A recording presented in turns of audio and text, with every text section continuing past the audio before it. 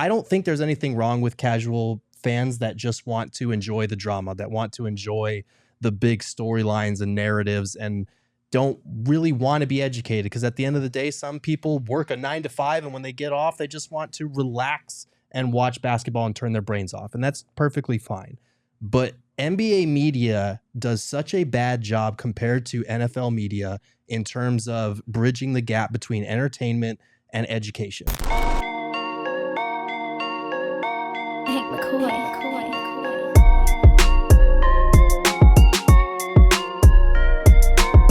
So another thing that is circulating around the internets today are some comments from JJ Redick, kind of calling out his media counterparts.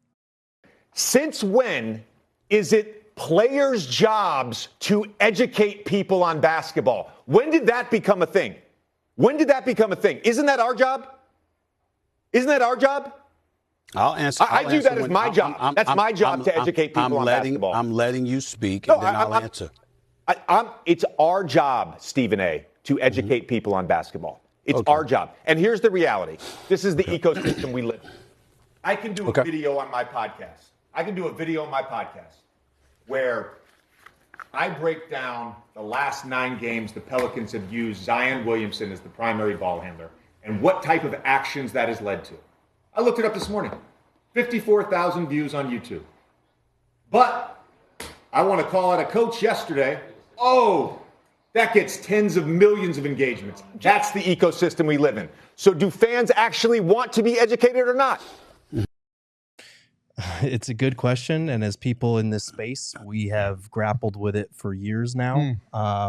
Going to the journalism school, I've been writing for over a decade. And I can back up first, I'm not putting out any videos that are getting 54,000 views on YouTube. But like when I put out an article that's like a breakdown or something that I think is more on the educational, analytical side of things, it's going to get 1/10 of the views that something like, here are 10 trades, or here is Isaiah Stewart punching Drew Eubanks in the face story. And I want to preface this by saying that I don't think there's anything wrong with casual fans that just want to enjoy the drama, that want to enjoy the big storylines and narratives and don't really want to be educated. Because at the end of the day, some people work a 9 to 5, and when they get off, they just want to relax and watch basketball and turn their brains off. And that's perfectly fine. But NBA media does such a bad job compared to NFL media in terms of bridging the gap between entertainment and education. Like if you watch an NFL halftime show, they're talking about the game. They're saying the running game needs to do this, or the defense needs to do this, or this is where quarterback messed up here. If you watch an NBA halftime show, half the time they are not even talking about the game that they are covering. They're talking about, here's the biggest storylines from around the league. And to a certain extent, I get it, because the NBA has more marketable stars than anybody. They have bigger and brighter personalities than any sports league.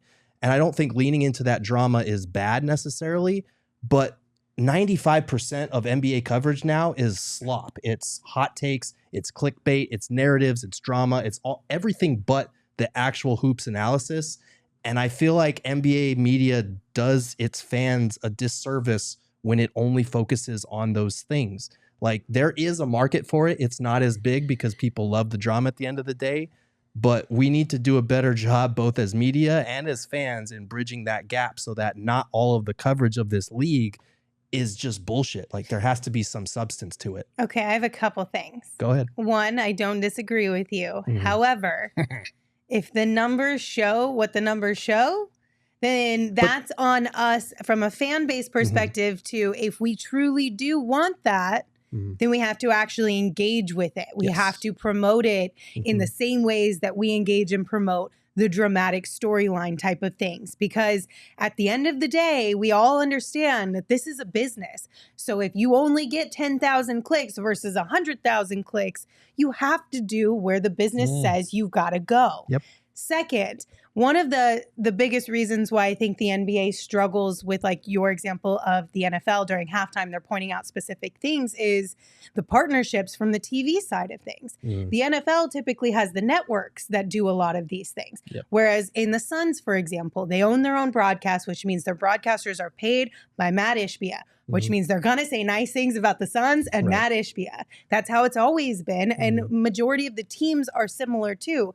Even if you have a Fox Sports or a Bally's or whomever, it's a partnership. So there is a limit to what you can say in these shows. You have to kind of be polite about it, but I'm for talking lack of a better national word. Too. Like I know, but national, then on the national side of things, now you're juggling multiple games at the same time, right? Are they actually paying attention to the Suns when there's 3 other games going on, or are they watching that one over there? I mean, if it's a And I national think that's an telecast, issue. you should be like TNT and ESPN do a really bad job when they have a national game of actually talking about the game that they are covering. And I get it, they have double headers, but like, so does the NFL. Like the NFL still has analysts that break things down. And the broadcast too. Like the broadcast, you learn so much more watching an NFL broadcast about the game than you do in an NBA one, because the broadcasting is just not as good on the NBA side. It's also because the time in between plays as It's well. shorter. That's part of that it. does matter for sure. Because, you know, I mean, it's back and forth.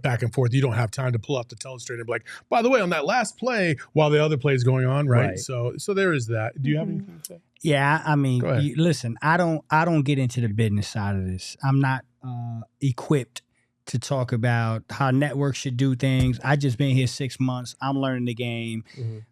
I will say I don't have no problem with what JJ said. I think there's a lot of truth to it. To your point, you watch a TNT game, they go to halftime. I only give a damn about 30 seconds of that halftime, and that's probably when Kenny runs to the board and starts talking basketball. Because I'm a basketball guy. I don't care about the fluff. I don't care about who Taylor Swift is dating. I don't care about any of that stuff. I'm a basketball guy, and I want to digest basketball in my way. And sometimes, way too often, 90% of the time, you watch the telecast, and you're like, okay, when are we going to actually get to damn basketball? And I think another problem I had, the last thing I will say is, he makes a great point. The difference in views for BS versus actual basketball, that's way too much of a gap. Okay. And the people that are complaining about basketball are the ones that won't watch that video about basketball. And so that's my problem. Don't sit here and claim to be a genius and point out these players and say things about players when you're not even watching the information they're giving that's actually basketball related. It drives me nuts. So I got no problem with what he said. I also think from the basketball content side of things, like the more in-depth analytical type of stuff, right?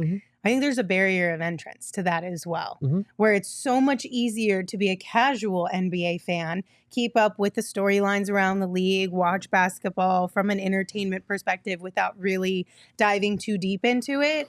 Where do you go without getting clowned for asking those questions? Right. Somebody in a comment section could be like, hey, can you help me understand what's going on in this play here? And what are half of the comments? You're a casual. You're a bum. Get out of here. This isn't for you. Like, we're assholes sometimes. Yes. So there is a barrier of entrance too, where people are like, fine, I'm not even going to go down that path because I don't feel welcome.